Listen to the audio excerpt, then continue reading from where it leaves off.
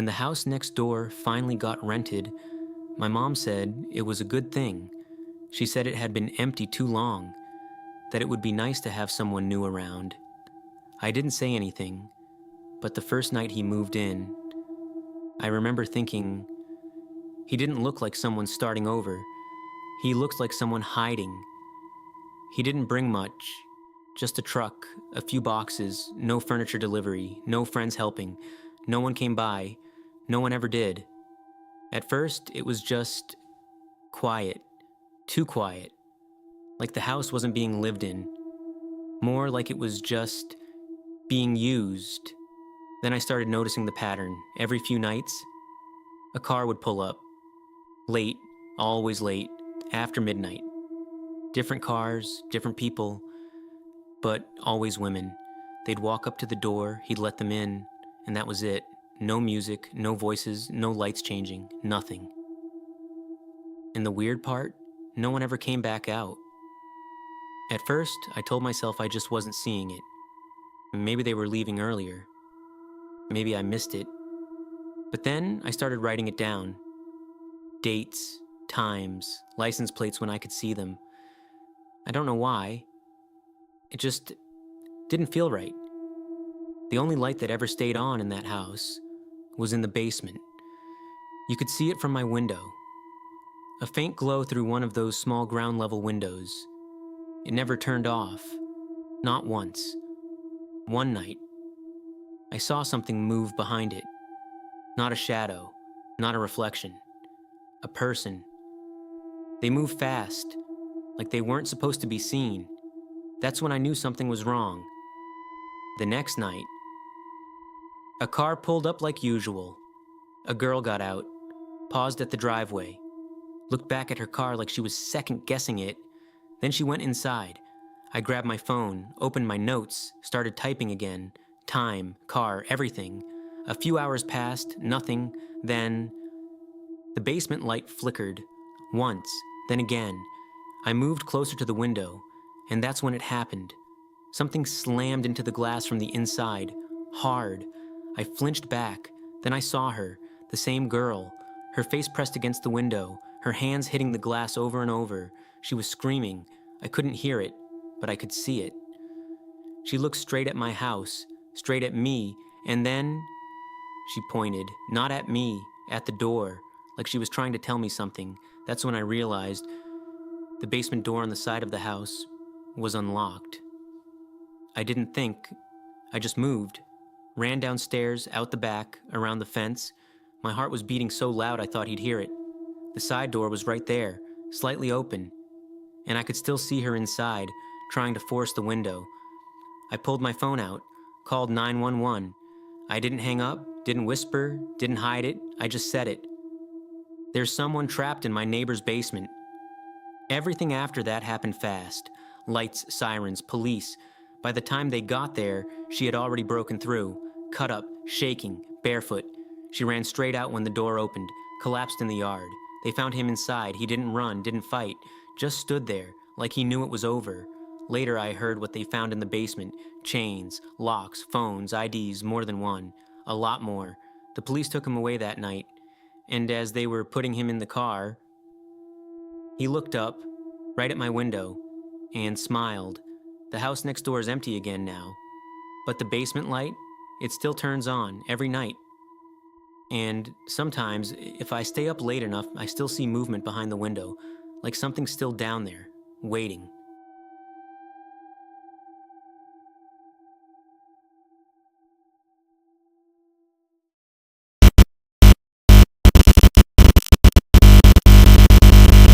I didn't even want to go. It was my friend's idea. Some late-night thing after dinner, a psychic tucked between a laundromat and a liquor store. The kind of place with a flickering sign and curtains you can't see through. They thought it would be funny. I thought it would be a waste of time. Inside, it smelled like incense and something older. The woman behind the table didn't look how I expected. No dramatic outfit, no fake mystic vibe, just quiet, still, watching. My friends went first. She gave them vague stuff. Love, jobs, travel, the kind of things that sound specific until you think about them. I remember smiling, not even trying to hide it. Then she looked at me, and everything changed. She didn't smile, didn't shuffle cards, didn't touch the crystal ball in front of her. She just stared at me for a long time, long enough that the room got uncomfortable. Then she said, "You shouldn't have come in here." My friends laughed. I didn't. I asked her what that meant. She didn't answer right away, just reached forward and turned over 3 cards. I don't remember what they were exactly, but I remember how she said it. 3 things will happen to you. They won't feel connected, but they are. And if all 3 happen, you won't be able to stop what comes next. I asked her what next meant. She shook her head. "It doesn't matter. You won't believe me anyway." She wasn't wrong. I paid. We left. We joked about it in the car. My friend said she was just trying to scare me. I agreed. I didn't think about it again until the first thing happened. It was small, almost nothing. I lost my keys. That's it. I remember being annoyed. I had just had them. Checked my bag, my pockets, my car. Nothing. I found them later, on my kitchen counter, exactly where I had already looked. I told myself I just missed them. But then I remembered what she said. They won't feel connected. I still didn't believe it. A few days later, I got a call from my job. They said there had been a mistake. Budget cuts. My position was being eliminated. Just like that. No warning. No issues before that. Nothing. I hung up and just sat there, trying to process it. And then, for a second, I thought about the second card. I didn't know why, but I did. I shook it off. Still coincidence. Still nothing real. That's what I told myself. The third one didn't happen all at once. It started slow. I stopped sleeping. Not because I couldn't, because every time I did, I dreamed. The same dream. I was back in that room, sitting across from her. But this time, there were no cards on the table, just a mirror. And she kept telling me, "Don't look." But in the dream, I always did. And every time I looked, I saw myself. But not like I was. Like something was off. Worse each time. Tired, then hollow, then empty. I started avoiding sleep, avoiding people, avoiding everything. And that's when I realized this was the third thing, not the dream. What it was doing to me, 3 things: keys, job, sleep. None of them connected, except they were. They stripped everything down: routine, stability, rest. Everything that keeps you grounded. And once those were gone, there wasn't anything left to hold on to. I went back to the shop. The sign was gone, windows empty, like it had never been there. I asked the store next door.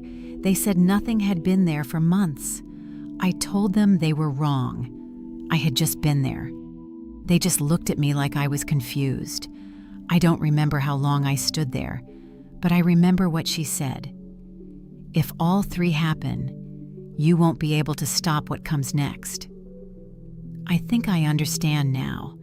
It wasn't something happening to me. It was something I was becoming. Because lately, when I look in mirrors, I don't always recognize what's looking back. If you made it this far, don't forget to like and subscribe to Midnight Static for more cinematic horror stories every week.